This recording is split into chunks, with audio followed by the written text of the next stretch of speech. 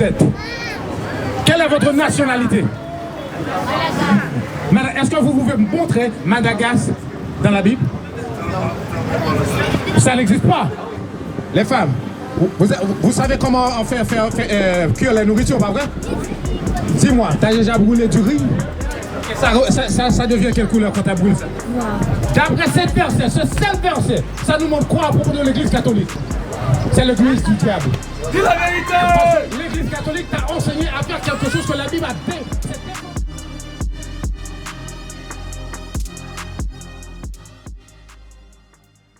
Cette image ici, et on a cette image en bas.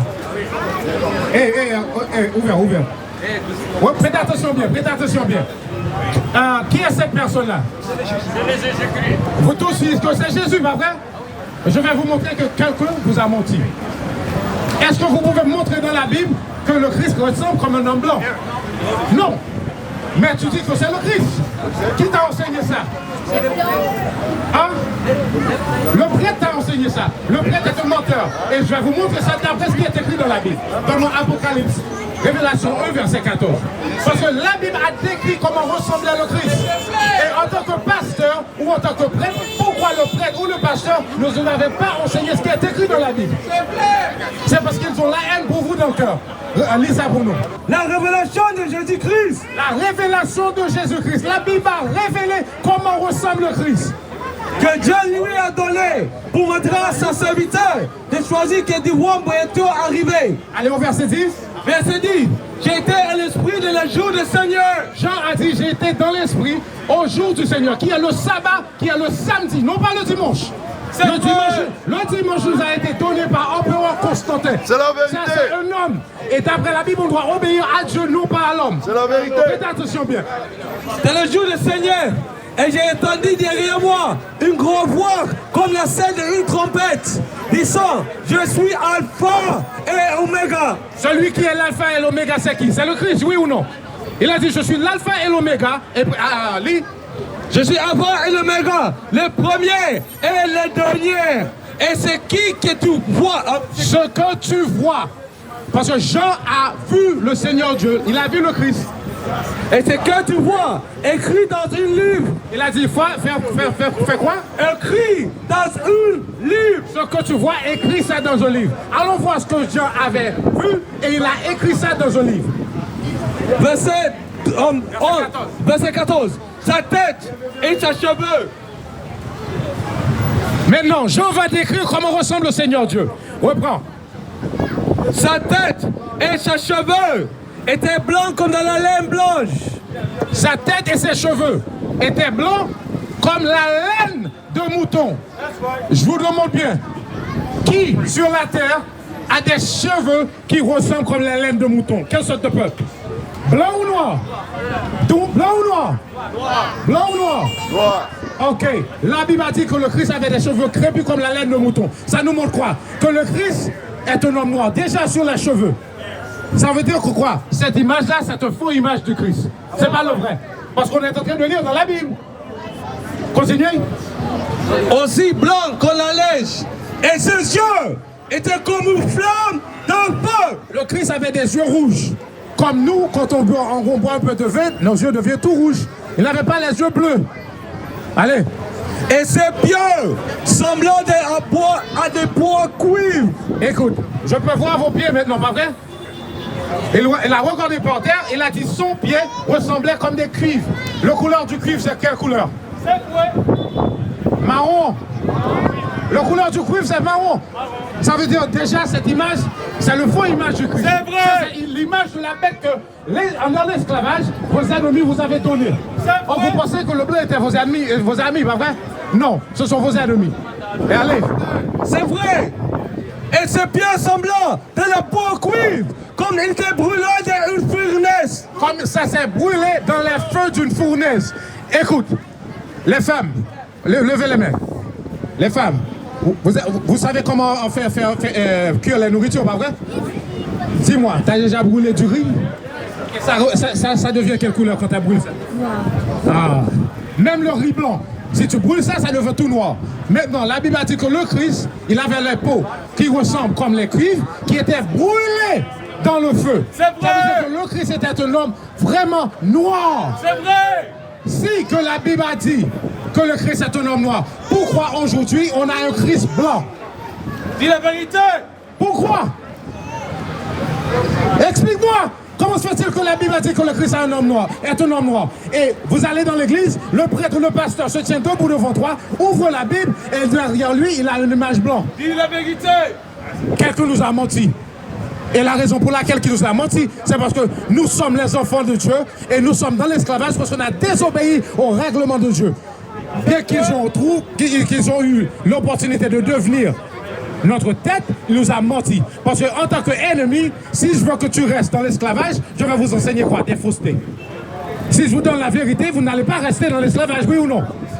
Parce que dès votre jeunesse, si tu savais que le Christ était un homme noir, est-ce que vous allez regarder votre frère et lui commettre du mal? Parce que non, quand tu le regardes, tu vois le Christ. Mais aujourd'hui, quand tu le regardes, tu vois qui? Le diable. Parce que tu penses que Satan ou le diable est noir. Et ton frère est noir, tu le regardes comme un malin. Mais quand tu vois le blanc, ça c'est Jésus. Tu l'adresses d'une autre façon, oui ou non? La Bible nous avait avertissé. Maintenant la question, vous savez que le Christ est un homme noir. Qui vous êtes? Quelle est votre nationalité? Est-ce que vous pouvez me montrer Madagascar dans la Bible? Ça n'existe pas. Mais vous êtes dans la Bible. Dis la vérité. Qui vous êtes? On va vous montrer. Vous êtes devenu Madagascar dans l'esclavage. Dis la vérité. Oui, c'est le blanc qui t'a renommé.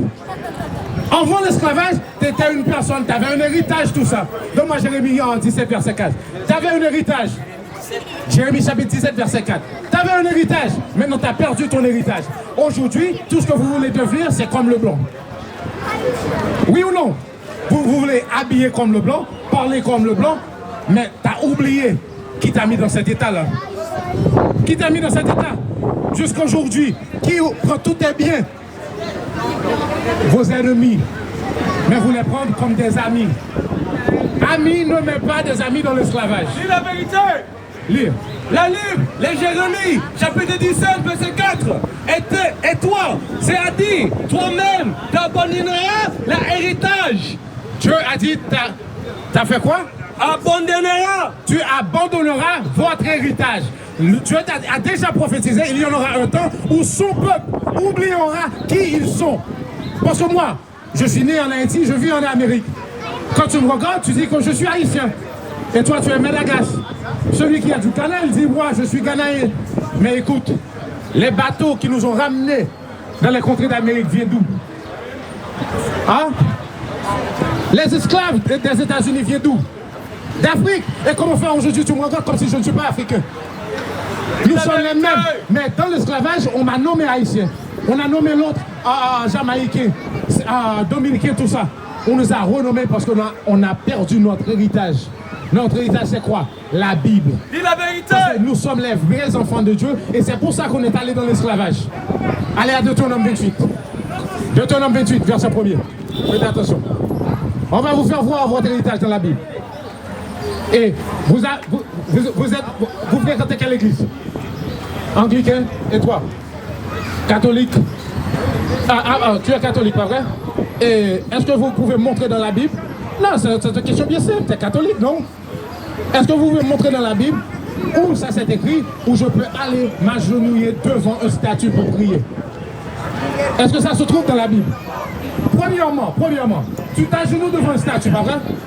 Si le vent passe et frappe le statut par terre, est-ce que le statut peut se relever? Mais toi, en tant qu'humain, tu vas agenouiller devant ce statut pour prier au statut qui ne peut rien faire pour lui-même, pour te sauver. Vous voyez bien? Et la Bible a défendu à nous de s'agenouiller. Donne-moi Exode 20 avant. Exode 20, verset 1er. Là, elle s'est défendue d'après la Bible de nous agenouiller devant les statues. Mais vous faites ça chaque jour dans l'église catholique sans problème. Ça ne doit pas se faire. Ça nous montre quoi? Que ce sont nos ennemis qui nous ont enseigné la Bible. Et si nos ennemis nous ont enseigné la Bible, il ne va pas nous enseigner la vérité. Parce que le jour que tu connais la vérité te rendra libre. Lisez. La Bible est Exode, chapitre 20, verset 1er.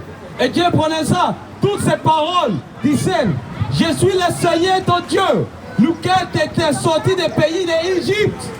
C'est lui qui nous a fait sortir du pays d'Égypte. Parce que quand vous regardez bien en Israël, les gens qui habitent en Israël, vous pensez qu'ils sont les Juifs, pas vrai? C'est ce qu'on vous a enseigné. Parce que les vrais Juifs se trouvaient en Égypte. L'Égypte ancienne, c'était un pays noir. Comment se fait-il que ceux qui habitent là-bas aujourd'hui sont blancs? C'est vrai. Ils viennent d'Europe. Vous êtes les enfants de Dieu. Vous êtes les Israéliens. Oui. Et on va vous prouver ça aujourd'hui. Continuez. Continuez à verset 3.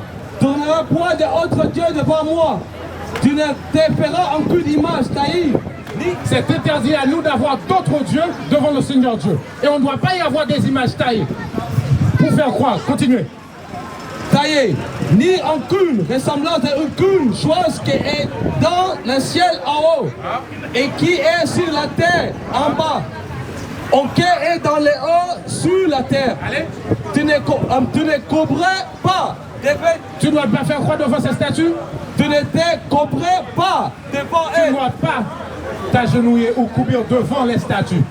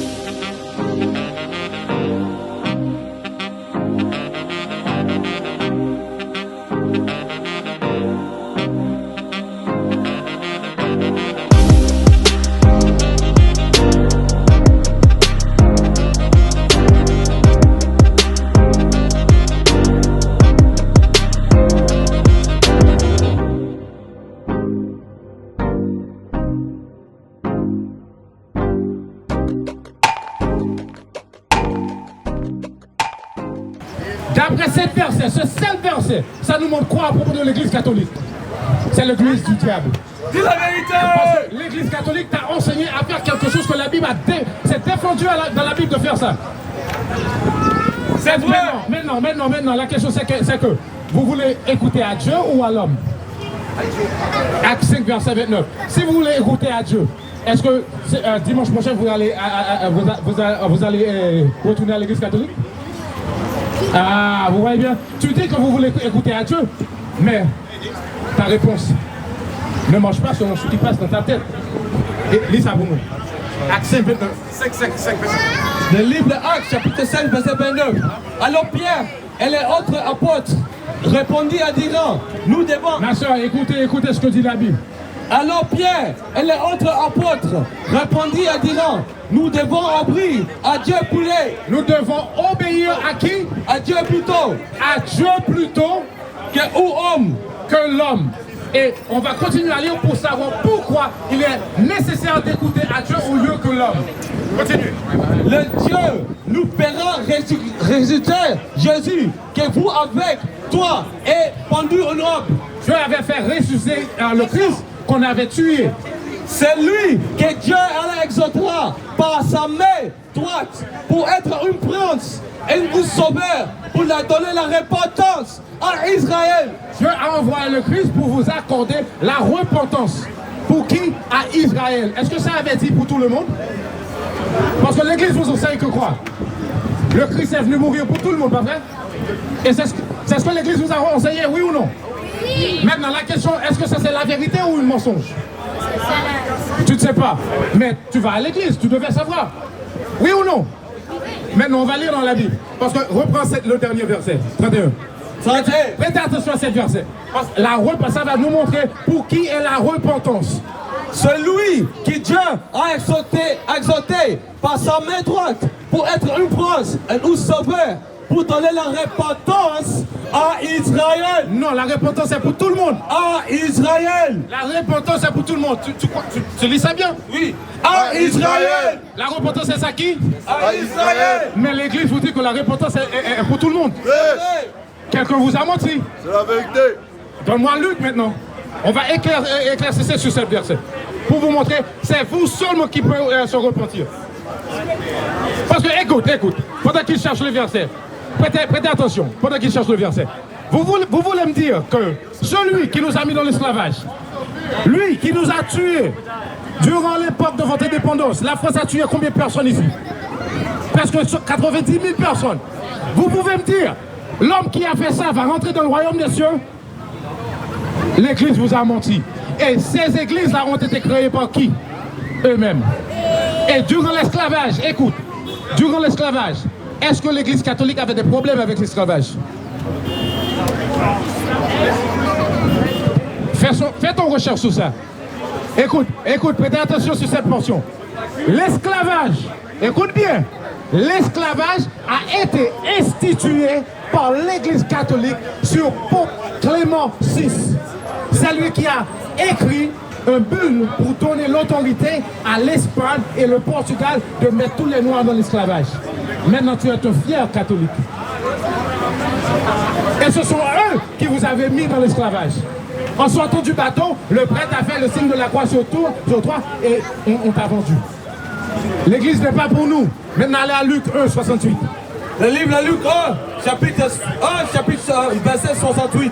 Béni soit le Seigneur d'Israël. Hey, écoute. Béni soit qui? Viens. Faites attention. C'est la même chose. Béni soit qui, la Bible a dit? Le Seigneur d'Israël. Non, béni soit le Seigneur de tout le monde. Béni soit le Dieu d'Israël.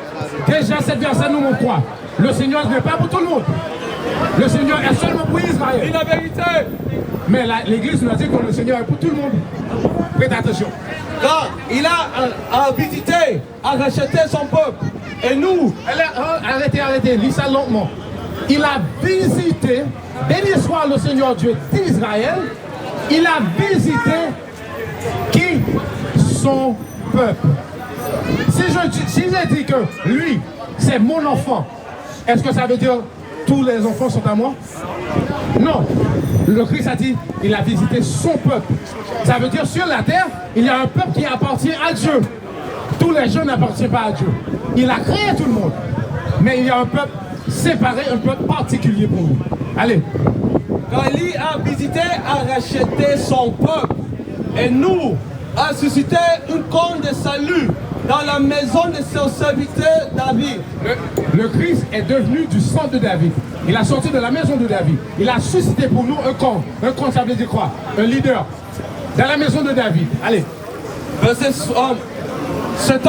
Comme il avait parlé par la bouche de son sang prophète, qui en était depuis les commencements du monde, qui nous devine être sauvé de nos ennemis.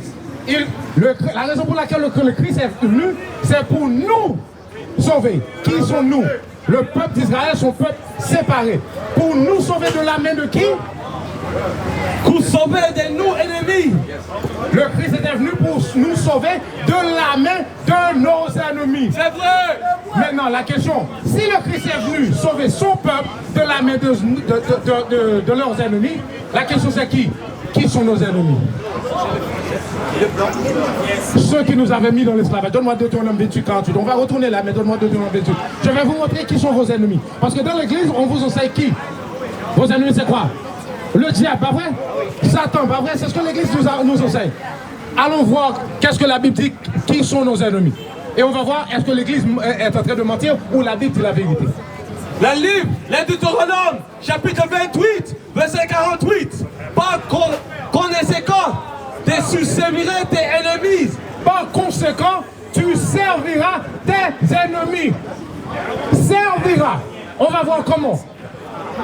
Tes ennemis que le Seigneur enverra contre toi dans la faim, dans la soif, dans la nullité et dans la poison de toutes choses. La Bible a dit votre ennemi, vous allez servir votre ennemi dans le besoin de toutes choses. Dans la soif, quand vous avez besoin d'eau, vous allez acheter de l'eau dans la main de vos ennemis. Les vêtements, vous allez acheter ça dans la main de vos ennemis. Est-ce que c'est Satan toujours? Non. Satan ne vend pas des habits, Satan ne vend pas de l'eau. Vous voyez bien, c'est un homme.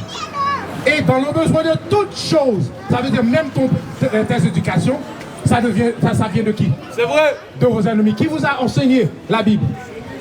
Vos ennemis. Si vous êtes anglicain ou Jésus, c'est parce que votre maître blanc était anglicain. Si vous êtes catholique, c'est parce que dans l'esclavage, votre maître était catholique. C'est comme ça que vous êtes devenu chrétien. Allez. Et il mettra une joue de paix sur ton cou. Il mettra quoi? Une joue de paix sur ton cou. Qui nous a fait ça? Satan?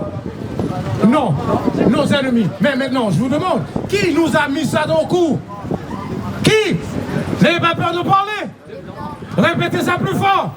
Le blanc. La Bible nous a dit que le blanc, c'est nos ennemis. C'est vrai.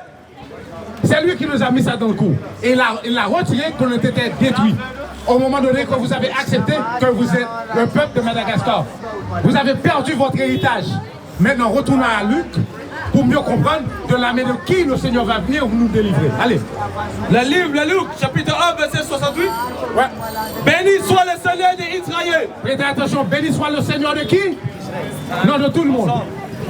Le Seigneur de qui? Israël. Israël, allez. Le Seigneur d'Israël, quand il a visité, a racheté son peuple. Il va racheter qui? Son peuple. Et nous, a suscité une compte de salut dans la maison de son serviteur David. Comme il avait parlé par la bouche de son prophète, qui était depuis le commencement du monde, qui nous devons être sauvés de nos ennemis. Le Christ va nous délivrer de nos ennemis. Et c'est pour ça qu'on est là aujourd'hui. Parce que toute ta vie, tu n'as jamais connu qui est ton ennemi. Et tout, donne-moi Jean 8, 32. Tout autant que vous ne savez pas qui est vos ennemis, vous ne pouvez pas faire quoi? Servir le Seigneur la façon qu'il vous avait demandé de lui servir. Parce que vous allez à l'église le dimanche. Est-ce que vous pouvez me donner un verset de la Bible qui dit qu'on peut aller à l'église le dimanche? Tu es samedi, c'est bien, mais tu ne connais pas que tu es un Israélite. L'église, tu es adventiste. Adventiste a été créé par qui?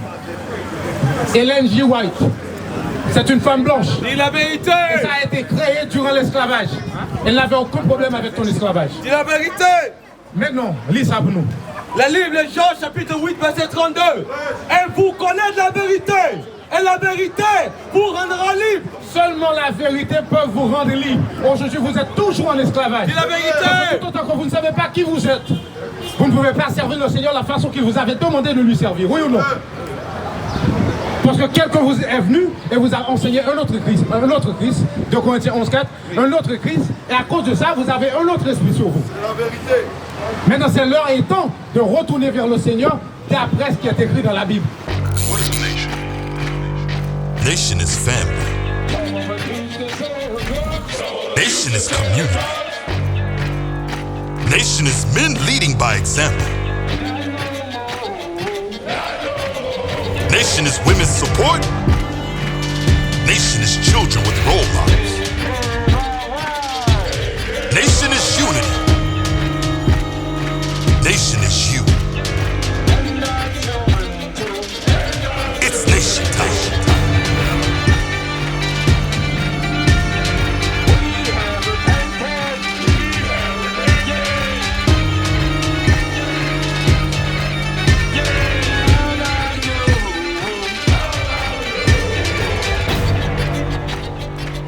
And finally, my brethren, be strong in